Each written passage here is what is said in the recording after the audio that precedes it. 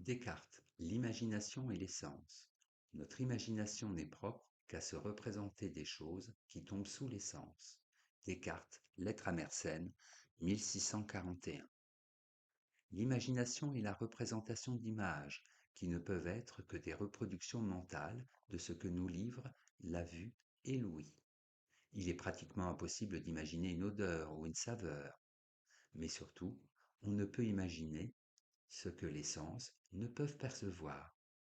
C'est ce que montre Descartes dans la sixième méditation, avec l'exemple du kiliogone, polygone à 1000 côtés, que je puis parfaitement concevoir, mais pas imaginer.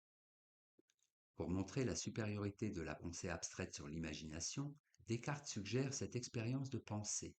Il est aisé, dit-il, d'imaginer un carré. Imaginer est ici pris au sens originel, former une image mentale. Il est aisé également de concevoir un carré. Il suffit pour cela de connaître sa définition. Quadrilatère possédant quatre côtés égaux se coupant à angle droit. Maintenant, si j'imagine un octogone, cela me demandera un certain effort. Il est plus difficile de voir dans sa tête un octogone qu'un carré.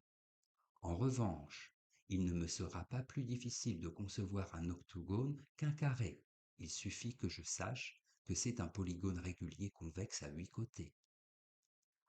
Soit à présent un kiliogone, polygone régulier convexe à 1000 côtés. Il est clair que je ne peux plus m'en forger une image mentale. En revanche, je peux très facilement le concevoir dès lors que j'en connais la définition. Contrairement à ce que l'intuition nous suggère, le concept, c'est-à-dire l'idée, symbolisée par un mot, va plus loin que l'image. La pensée abstraite est donc plus libre que l'imagination. Je peux par exemple penser et l'absence et l'infini. Je ne peux pas en revanche me les imaginer.